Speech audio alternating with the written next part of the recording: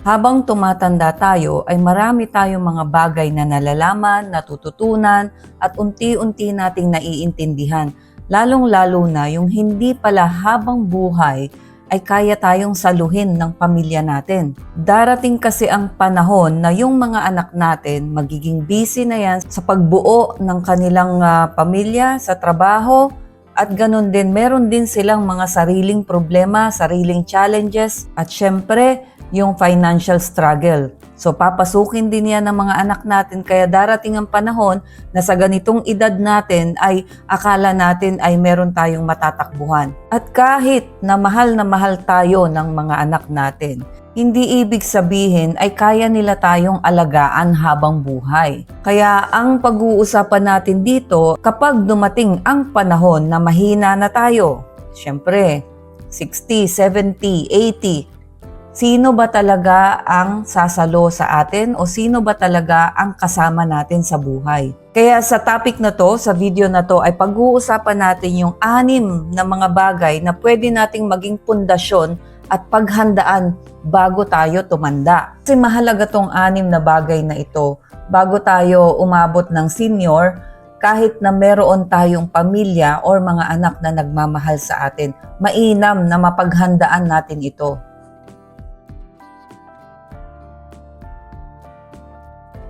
Ayan, welcome back sa aking channel. Ako po muli si Lorely, ang inyong Ate Lors. Maraming salamat po sa lahat ng nakasubscribe at sa mga hindi pa po nakasubscribe, pasuyo naman po, pasubscribe. At ganun din po kung gusto nyong mapanood yung mga video natin na pang-member lang, pwede po kayong mag-join as a member po ng ating channel. Ayun, ang topic po natin ngayon ay kakaiba. It's not about relationship, it's about yung paano natin paghahandaan yung pagtanda natin or yung pagdating natin sa senior. Kasi nandyan na ako sa edad na yan na kailangan ko ng paghandaan. Actually, nandyan na kami ng asawa ko. So, dyan ko na-realize na may mga importanteng bagay na kailangan nating paghandaan at huwag nating iasa sa ating mga anak o sa ating pamilya. Kasi kahit gaano nila tayo kamahal, kapag nangailangan tayo pagtanda natin, hindi nila tayo kayang tulungan, lalong-lalo na financially. Kasi hindi lahat ng anak natin ay suswertehin na magiging financially stable. At kahit na financially stable, parang napakahirap ng pakiramdam ng aasa sa anak or hihingi sa anak ng pampagamot or yung mga ganon. Nakita ko kasi yan sa naging sitwasyon ng tatay ko. Kaya naisipan kong gawin tong content na to. Baka sakali na makatulong sa ating mga naghahanda sa ating pagiging senior. Usually kasi ang nagiging pag-iisip, hindi naman ng lahat, na pagtanda ko okay lang yan kasi inalagaan ko naman yung mga pamangkin ko. Napagtapos ko naman lahat ng mga anak ko. Okay lang yan na walang matira sa akin sa pagtanda ko kasi may pamilya naman ako. Marami akong natulungan. Kaso sa dami po ng mga nakikita kong ganyan, pagtanda nila at nung sila ang nangangailangan, wala rin siyang makuha. Kasi may mga kanya-kanya ring struggle yung mga lalapitan niya, yung mga natulungan niya before, mga napag-aral niya before, napagtapos niya. Humaharap din sila sa kanilang sariling problema, especially financial. So, paano na? So, maganda na mapaghandaan talaga ang pagtanda. At dito kailangan talaga nating i-mindset na hindi tayo palaging kayang tulungan ng pamilya natin, ng ibang tao, ng kaibigan. Ito ay hindi tungkol sa paglayo sa pamilya Ang pag-uusapan natin dito ay yung paano natin paghahandaan yung ating pagtanda para maging payapa yung iyong retirement na buhay, para maging komportable ang ating pagtanda. Ang unang-unang bagay na napaka-importante talaga, financial stability. Bago ka mag-senior o bago ka tumanda, ito talaga ang kailangan na napaghandaan. Kasi masakit man tanggapin, pero habang tumatanda na tayo, ay mas nagiging delikado na umaasa tayo financially sa ibang tao. Kahit na anak pa natin yan.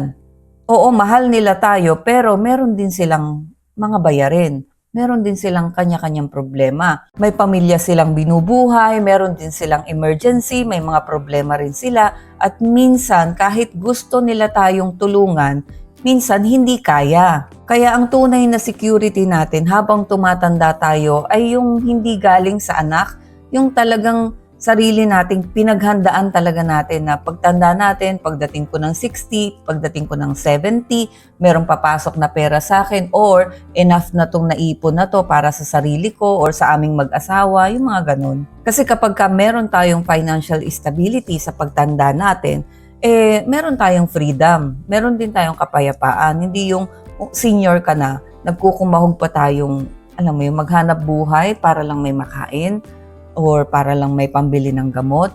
So maganda talaga na ngayon pa lang, hanggat bata pa, ay paghandaan yung pagtanda.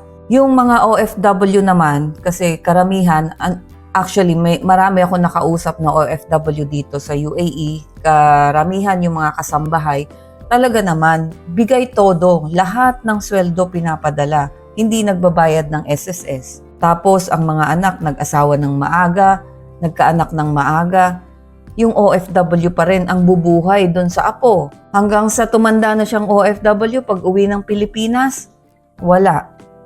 Tapos asa na lahat yung binuhay mo? Walang ibibigay sa'yo. So napakahirap. So sa mga OFW, wag niyo pong ibigay ng todo-todo. Mag-ipon kayo, kahit konti lang yan. Paghandaan niyo yung pagtanda niyo, yung SSS siguro niyo, ituloy niyo yan, bayaran niyo. At saka yung onting ipon. Huwag bigay todo kasi mauubos talaga ang pera pag pinapadala lahat sa Pilipinas. Ang kagandahan din dito talaga kapag napaghandaan mo yung iyong financial stability pagtanda, hindi mo kailangan magmakaawa kapag nagkasakit ka, hindi mo kailangang mangutang kapag may biglaan kang problema, tapos hindi mo kailangang isakripisyo yung dignidad mo para lang mabuhay ka kasi sa totoo lang marami tayong nakikitang mga senior dyan, yung iba namamalimos na lang, yung iba nagme-message, nangihingi. Tapos meron dyan talagang maganda ang buhay nung araw, pagkatapos ngayon nakikita mo nung pagtanda, kawawa. Wala man lang tumutulong, walang sariling bahay. So talagang kailangan natin paghandaan ang ating financial stability bago tayo mag-senior. So walang problema, marami tayong anak, maraming obligasyon, maraming tinutulungan, pero wag na wag niyong kakalimutan natulungan din ang sarili ninyo. Kaya wag todo-todo, wag bigay todo yung pagtulong. Magtitira kayo para sa inyong mag-asawa or para sa iyong sarili. And then yung number 2, physical health. Syempre, di ba? Ito talaga, importante ang kalusugan. Kailangan talaga natin tong alagaan dahil kahit gaano karaming taong nagmamahal sa'yo, walang ibang pwedeng mag-alaga ng katawan mo kundi ikaw, sarili mo. Kahit may mag-remind sa'yo na mag-exercise ka, uminom ka ng vitamins, sinong gagawa nun? Ikaw pa rin. Dahil hindi kayang mag-exercise ng anak mo para sa'yo. Hindi rin pwede na siya ang kakain ng healthy food para sa'yo. At tapos, karamihan dito ng mga may edad na, ayun na, kapag ka masakit na ang tuhod, nahihirapan ng maglakad, high blood na, doon lang nila nare-realize na sana noon pa, inalagaan ko yung katawan ko. Sana noon pa, gumalaw-galaw na ako, nag-exercise na ako, nung habang bata pa ako. Diba? Kasi nung mga kabataan, 20, 30, 40, andyan na, naninigarilyo, nag-iinom, unhealthy yung lifestyle. Pagtungtong ng 50, napakabata pa, ramdam na kagad lahat to. So hanggat maaga, kung nanonood ka ngayon, kung ikaw ay 30, 40, sana ay alagaan mo na ang iyong katawan. Alamin mo ang background ng family nyo, anong meron, diabetes, yung mga ganon, para ma-prevent mo, maagapan mo. Importante talaga ang exercise, pag-inom ng tubig, at syempre yung pagpapacheck up, regular check up. Kung may nararamdaman kahit konti lang yan, ipa-check up na kaagad. Huwag kayong matakot. Karamihan ng may edad na, especially mga lalaki, takot magpa-check up. Kasi yung iba katwiran, kasi ayokong malaman kung anong sakit ko. O mas maganda nga hanggat maaga, malaman yan at nang magamot ka agad, di ba? Alam naman natin yan na prevention is better than cure. Kasi isa rin to sa pinakamagandang freedom natin pagtanda natin. Yung kakayahan natin na alagaan yung sarili natin. Di ba napakasarap na halimbawa 70 ka na, 75 ka na, may financial freedom ka, kahit papano talagang, kahit hindi ka mayamang-mayaman, talagang kaya mong buhayin ang sarili mo or kayong mag-asawa, nakakapag-maneho ka pa, nakakapag-travel ka pa, nakakapag-jogging ka pa. Di ba ang sarap? Pag may nakikita ko matatanda na ganun, talagang ina-admire ko sila dahil umabot sila sa ganung edad na kaya pa nilang mag-walking, kaya pa nilang mag-travel, at meron silang pera na panggastos. Okay, yung number 3, yung social circle. Ito yung mga taong nagbibigay ng saya at ng connection sa buhay mo. Kasi hindi maganda na kapag tumanda tayo ay parang isolated ka, parang mag-isa ka lang, wala kang circle, wala kang mga kaibigan, na nalugmok ka na lang sa bahay, na nirarayuma ka doon, yung parang pakiramdam mo ay unti-unti ka na lang nawawala ng kausap, kaibigan, ng connection. Tapos, syempre, minsan malulungkot ka niya dahil aasa ka, nandiyan naman ng pamilya ko, mga anak ko, kaso busy rin sila. Ang mga apo mo mag-aaral, mga anak mo naghahanap buhay, minsan mabigyan ka ng atensyon, ng panahon, pero hindi sapat. Samantalang kung nag-keep ka ng circle mo, ng mga kaibigan mo na talagang pwede mong makasama, or nag-active ka sa isang community or organization para malibang ka. At hindi lang para malibang, doon nagpapaalala na buhay ka pa, na ikaw ay useful pa, na may pakinabang ka pa sa community. So maganda na maging membro ng isang community like sa barangay nyo or sa homeowners ninyo, o kaya naman talagang yung circle of friends mo na lumalabas kayo paminsan-minsan, nagkikwentuhan kayo paminsan-minsan, nagkakape. Huwag nating hayaan na lumiit yung mundo natin, hindi porke tumatanda na tayo, lilimitahan mo na yung pakikipagkaibigan mo, yung pagsali sa mga ganyang grupo, yung pagkakaroon ng hobby, yan pinakamaganda yan. Yung magkaroon ng mga additional na hobby na hindi mo nagawa before. Like for example, yung painting or yung crochet. Marami, cooking. At maganda rin talaga lumabas-labas, makipag-usap. At lalo na pag ganitong edad, marami ka ng alam na maaari mong ma-share sa mga kabataan. So ang punto lang dito ay huwag mong hayaan na malungkot ka lang sa isang sulok o sa loob ng bahay. Kasi ang pagkalungkot, di lang to nakakasira ng yung emotion, kundi nakakasira din ito ng isip mo at saka ng katawan mo. So mental health, physical health, at emotional health. So lahat yan ay magre-rely sa nararamdaman mo. So kung palagi kang nag-iisa, malungkot ka, hindi maganda para sa iyong kalusugan overall. Pang-apat, dapat ay meron pa rin tayong sense of purpose kahit na tayo ay senior na. So maraming tao ang nalulugmok na lang pagdating ng retirement. Bakit? Kasi yung buong buhay nila, trabaho lang ang identity nila. Halimbawa, natutok talaga sila na mataas ang posisyon sa trabaho. Kaso, syempre magre-retire ka. So, nawala na yung trabaho na yon. So, bigla ka ngayong napapatanong, sino ako ngayon? Parang nagkaroon ng emptiness. Dito nagkakaroon ng bumababa yung self-esteem. Kasi parang, dati akong ganito, bakit ngayon ganito na lang ako? So, para hindi maramdaman ang emptiness o yung pagbabago na mula sa ikaw ay kilalang tao or may mataas na posisyon tapos biglang wala ka ng trabaho, ang feeling mo bigla na lang nagbago yung iyong buhay na walang nakakakilala sa'yo, na hindi ka na nila kailangan, na useless ka na. So, para hindi mo maramdaman yan, kailangan nating bumangon araw-araw at kailangan meron tayong purpose, meron tayong gagawin. So, from dun sa trabaho mo and then nag-retire ka, papalitan mo yun ng another thing, ng another purpose in your life. So, karamihan dyan, yung iba nagpa-farming, yung iba nagba-vlog, katulad ko, nag-retire na rin ako. Actually, nag-retire na po ako. Hindi na ako nagtatrabaho. So, ito, nagba-vlog na lang ako. So, ito yung pinaka-sense of purpose ko ngayon. So, pwede mag-aral uli, mag-farming, mag-volunteer sa mga charitable activity, pag-aalaga ng apo minsan, o simpleng pagbuo uli ng pangarap mo. Ano ba yung gusto mo before na pwede pa namang gawin ngayon? And then mag-travel, yung mga ganyan. Kapag kasi merong purpose ang tao, mas nagiging active, mas nagiging lively ang buhay, at syempre, pakiramdam mo na kapaki-pakinabang ka pa rin kahit na matanda ka na. Yung pang-5, ito, emotional resilience. Itong emotional resilience na to, dahil habang tumatanda tayo, ay hindi nawawala ang problema. Hindi porke senior na tayo, sabihin natin, mawawala na yung mga dati kong problema. Nag-iiba lang.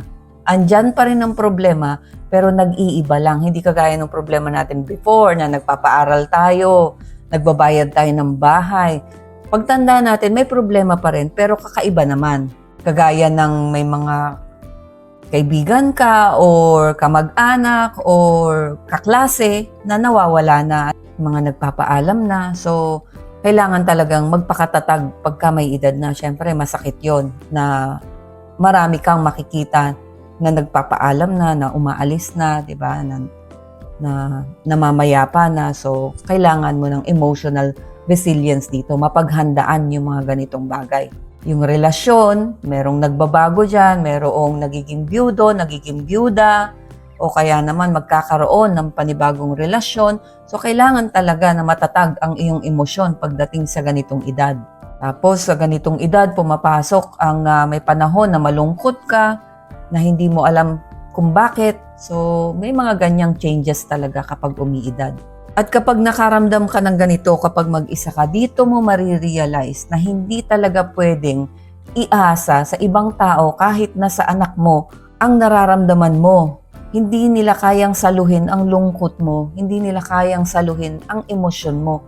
So ikaw lang talaga ang tutulong at tatayo para maging matatag ka at maging masaya ka at maging maayos ka sa pagtanda mo. Ikaw talaga. Talagang kailangan natin na pag umidad na tayo, andyan na talaga dapat na master na natin yung paano mag-adjust, paano mag-adapt, paano bumangon, paano maghilom ang ating mga damdamin. So dapat pag edad natin na ganito, napaghandaan natin tong emotional resilience na to. Handang-handa tayo dyan, alam na natin yan, paano paikutin yan. Ito yung number 6, ability to adapt. Importante kasi to kasi pag umidad na tayo, kailangan natin ng acceptance na yung mga bagay na ginagawa natin before, baka hindi na natin kayang gawin ngayon. So meron akong mga nakita na mga senior na kapag hindi na nila nagagawa, like for example yung driving, hindi na niya magawa ngayon, nagiging mainitin ang ulo or naiinis kasi hindi niya na magawa. Kasi pagtanda natin, hindi na talaga pareho ang buhay. Hindi yan mananatiling pareho kasi nga yung katawan natin nagbabago. So kailangan talaga dito matuto tayong mag-adapt. Ito na lang ang kaya ko, ito lang ang kaya kong gawin. So acceptance. Kapag hindi natin yan tinanggap at paiiralin natin yung ego, talagang magiging miserable ang pagiging senior mo kasi palaging iinit ang ulo mo, hindi ka masaya, irritable ka. Ang maganda dito talaga, tanggapin na meron na talagang mga bagay na hindi na maibabalik at hindi na kayang gawin. So kung ano na lang yung kayang gawin, doon mag-focus. Kaya meron tayong mga mai-encounter na mga matatanda na madalas parang hirap sila sa pagtanda nila kasi minsan talagang malungkot sila, mainit ang ulo nila kasi hindi nila matanggap na ganito na lang sila. At parang ayaw na lang gumalaw sa buhay, hindi na lang sila gagawa ng ibang bagay. Dahil ang gusto nila, yung ginagawa pa rin nila before, hindi na nga kaya ng katawan, hindi na rin kaya ng isip. So ang nangyayari, nalulugmok, nalulungkot.